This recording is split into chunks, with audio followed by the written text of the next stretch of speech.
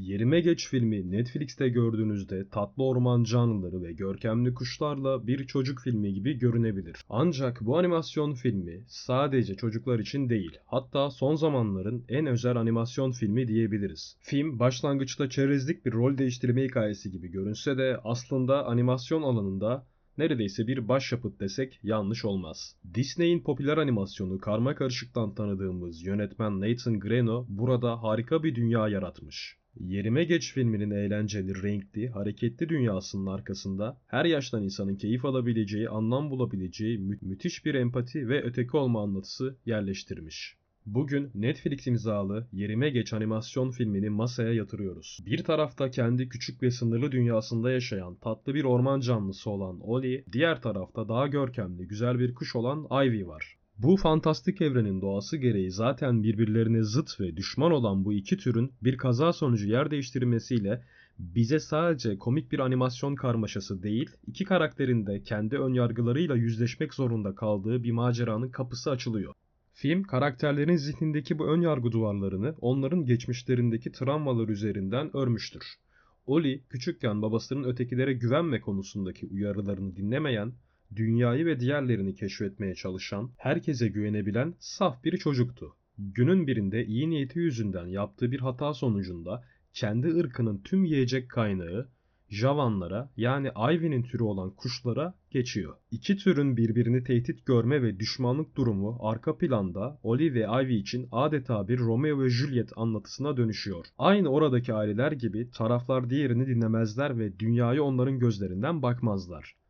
İşte Yerime Geç, bu aşılması imkansız gibi görünen mesafeyi sarsıcı bir empati süreciyle çözmeye çalışıyor. Roller değiştiğinde Ollie, bir kuşun gövdesinde sadece kanat çırpmayı öğrenmiyor da aynı zamanda hayata ötekinin gözünden bakmayı, travması olan güvenme korkusunu aşmayı da öğreniyor. Diğer tarafta Ivy, Ollie'nin türünün yaşadığı zorlukları sadece dışarıdan kaynaklar için rekabet ettiği küçük canlıların gözünden görmüyor, bizzat yaşıyor. Her iki karakter de kendi bedenlerine geri kavuşmak için birbirleriyle çalışmak zorunda. Bu da ikisinin hem birbirine güvenmelerini zorunlu kılıyor hem de empati yapmasını sağlıyor. Süreç ilerledikçe aşılan engel böylece sadece fiziksel değil aynı zamanda ön yargıların da yavaş yavaş aşılmasına dönüşüyor. Elbette bu ön yargıları aşmak kolay olmuyor. Çünkü her iki tarafta hayatlarıyla, travmalarıyla o kadar açık bir iletişim içinde değiller. Zaten Ivy konuşma sırasında başından geçenleri ailesine ve kuşlara olanları anlattığında Ollie ilk kez bir başkasının ne yaşadığını anlamış oluyor. Aynı şekilde Ollie geçmişte olup biteni anlattığında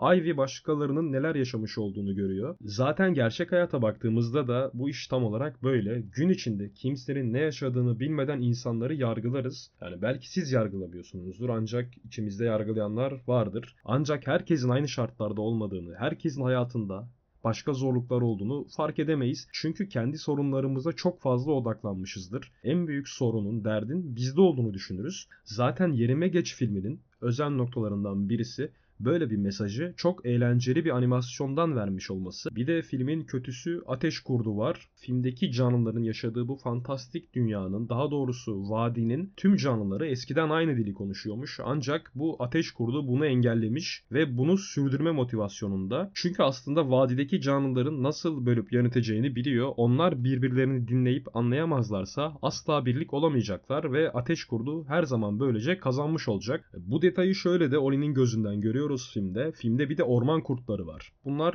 ateş kurdu gibi değil ancak bunlar da kurt ve Oli kesinlikle bunlardan da çok korkuyor. Ancak onların özüne baktığımızda da onlar da sadece hayatta kalmaya çalışan kurtlar yani. Onlara bir yardım eli uzatıldığı zaman onların da buna aynı şekilde karşılık verdiğini filmde görüyoruz Oli'nin penceresinden.